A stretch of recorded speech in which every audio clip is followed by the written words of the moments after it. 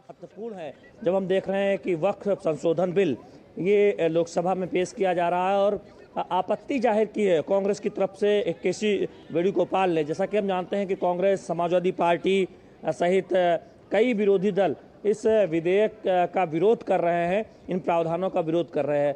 हम जानते हैं कि मनमोहन सिंह सरकार के समय में एक बिल आया था जिसमें उसको वक्फ को और ज़्यादा शक्ति देने से जुड़ा वो बिल था। राज्यसभा में वो बिल लाया गया था और उसे आज वापस भी लिया जाना है राज्यसभा में।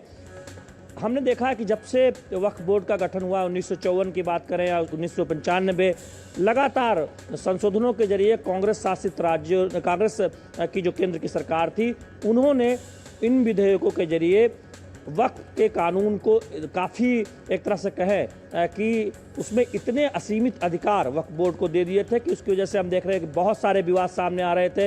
यानी जो गैर मुस्लिम हैं उनकी ज़मीनों पर भी दावा वक्फ बोर्ड कर सकता है और उसके लिए सिर्फ प्रयोग के आधार पर वो दावा हो सकता है। यानी अगर कानूनी रिकॉर्ड या रेवेन्यू रिकॉर्ड ना हो तब भी वो दावा वक्फ बोर्ड कर सकता है। और यहाँ पर एक विवाद ये आता था कि उसकी वजह से हम देख रहे थे कि बहुत विवाद आ रहा था और वक्फ ट्राइब्यूनल में ही जाना होगा। वक्फ ट्राइब्यूनल में गैर जो मुस्लिम की जो हिस्सेदारी है वो नहीं होती थी, तो ऐसे में न्याय मिल पाएगा, ये बहुत एक तरह से देखें सवालों के घेरे में था। और गरीब मुस्लिमों की का भी जो प्रतिनिधित्व है वो वक्फ बोर्ड में एक तरह से देखें तो नहीं होता था। मुस्लिम समाज के अलग अलग जो वर्ग हैं उनका भी प्रतिनिधित्व एक तरह से देखें तो वो नहीं था। इसलिए ये ज़रूरत महसूस की गई कि रेलवे और रक्षा के बाद सबसे ज़्यादा वक्फ बोर्ड के पास ज़मीन है, जिससे बहुत कम रेवेन्यू आता है, जिससे एजुकेशन या फिर हेल्थ के लिए काम किए जा सकते हैं मुस्लिम समाज के लिए, गरीब लोगों के लिए, वो नहीं हो पाता। और दुनिया में जो प्रैक्टिस है उसके इतर हमने देखा है कि बीते दशकों में जब जब संशोधन आया कांग्रेस की सरकार के द्वारा, वक्फ को इतने असीमित अधिकार दिए गए कि आप सिविल कोर्ट में नहीं जा सकते। जबकि हम धार्मिक ट्रस्ट के मामले में अगर बाकी धर्मों के ट्रस्टों में देखें तो सिविल कोर्ट में मामला जा सकता है। तो ऐसे में सरकार को लगता था कि ये बहुत ज़रूरी है कि पारदर्शिता आए वक्फ बोर्ड में, वक्फ बोर्ड की डिजिटाइजेशन हो ज़मीनों का, उसका एक तरह से देखें कि ये सही से पता चले कि उसका किस तरह से उपयोग हो रहा है, कहीं उसका दुरुपयोग तो नहीं हो रहा है जो इन संपत्तियों का निजी फायदे के लिए इस्तेमाल कर रहे हैं। तो इस तरह की बहुत सारी जब बातें सामने आई, कोर्ट के भी ऑब्जर्वेशन सामने आए, तब हमने देखा कि सरकार ने एक संशोधन बिल लाने का फैसला किया और लोकसभा में आप देख रहे हैं कि उसे पेश जब किया गया तो कांग्रेस पार्टी की तरफ से उस पर आपत्ति जताई गई है। तो बहुत महत्वपूर्ण बिल है। सरकार ये कह रही है कि कई संशोधनों के जरिए दरअसल ये अधिकार होगा कि जिनकी ज़मीनों पर दावा होता है कि वक्फ की ज़मीन है कि वो भी अपने पक्ष रख सकेंगे अच्छे तरीके से, उनकी सुनवाई होगी। चूँकि पहले ऐसा होता था कि वक्फ ट्राइब्यूनल ही सुनवाई करता था और उसमें एक तरह से देखें तो न्याय मिलने की जो गुंजाइश थी वो कम होती थी। जिनकी ज़मीन पर दावा होता था वो अगर कानूनी रिकॉर्ड रखे भी हुए हैं तो प्रयोग के आधार पर उनका हक एक तरह से मारा जाता था, उनको न्याय नहीं मिल पाता था। तो इन सब विसंगतियों को दूर करते हुए ये विधेयक, संशोधन विधेयक लाया गया है। बिल्कुल, ये भी समझना चाहेंगे जो नए प्रावधान होंगे वो किस तरह से पारदर्शिता लाएंगे। ये देखिए, तीन बहुत महत्वपूर्ण बातें हैं। पहली बात तो है कि वक्फ ट्राइब्यूनल में आप देखेंगे कि कुछ और सदस्य एक तरह से देखें तो उसको एक व्यापक बनाया जाएगा। उसमें मुस्लिम समाज के अलग अलग वर्गों की हिस्सेदारी होगी, शिया, सुन्नी और बाकी जो अलग अलग एक तरह से वर्ग से लोग आते हैं। मुस्लिम महिलाओं को भी एक तरह से सशक्त बनाया जाए, वो वक्फ बोर्ड की सदस्य बन पाएँ, वो एक सुनिश्चित होगा।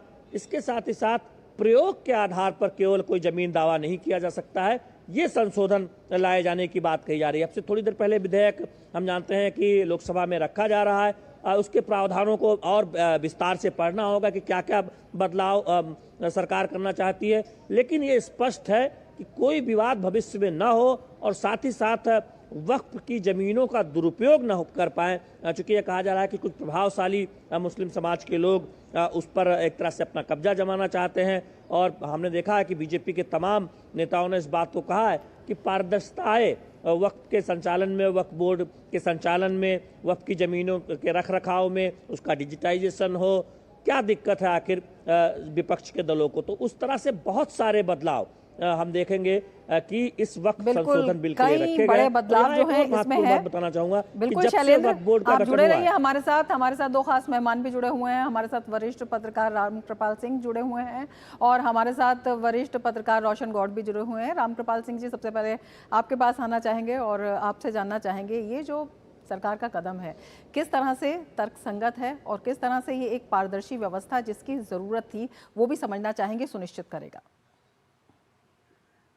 देखिए, पूरी दुनिया में कहीं भी ऐसा कोई कानून नहीं होता है कि हम जो कह देंगे, कोई बोर्ड अगर किसी पर हाथ रख दिया तो वो हो गया और अफेक्टेड पार्टी जो से कहा जा रहा है उसको कोई सुनवाई नहीं होगी, हम ही फाइनल है।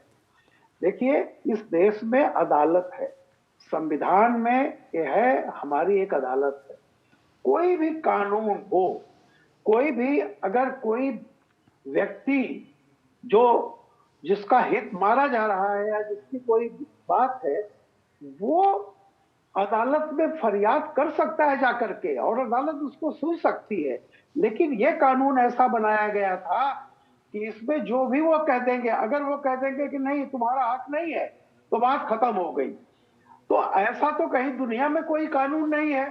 मुझे याद है इमरजेंसी के दौरान जब 42nd अमेंडमेंट बिल, जो कि 44th अमेंडमेंट बिल था, 42वां संविधान संशोधन, उसमें एक क्लास ये भी था कि इस मामले में अदालत में कोई चुनौती नहीं दी जा सकती। अदालत ने उसको स्ट्रक डाउन कर दिया। अदालत ने कहा कोई ऐसा कानून नहीं है हो सकता जो अदालत के विचाराधीन नहीं हो सकता।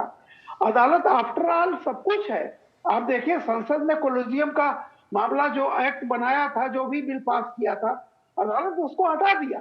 तो मेरा बेसिक ये कंटेंशन था कि वक्त की जो आत्मा है कि भाई धर्मार्थ अगर कोई चीज दी गई है वो ठीक है, लेकिन अगर उसमें कोई खेल हो रहा है, कोई उसका मिसयूज हो रहा है और कोई अफेक्टेड पार्टी, जैसे तमिलनाडु में एक किसान जब अपने खेत बेचने के लिए गया तब उसे पता चला कि ये उसकी खेती तो वक्फ बोर्ड में है, पता नहीं कब से वो खेती कर रहा था, उसे पता भी नहीं।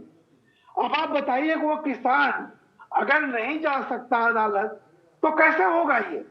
तो मेरा ये कहना है कि आज की तारीख में, जो मैंने अभी बहुत डिटेल नहीं पढ़ा है क्या प्रस्ताव आ रहे हैं, लेकिन बेसिकली उसके प्रस्तावों पर विचार करना चाहिए। जैसे अभी केसी वेणुगोपाल जी को मैं सुन रहा था, वो एक जनरल बातें कर रहे हैं। भाई, हिंदुस्तान में बहुत सारे धर्म के लोग मानने वाले हैं, किस किस को ऐसा अधिकार मिला हुआ है? तो कम से कम ये इसमें कोई धर्म के मामले में हस्तक्षेप नहीं है।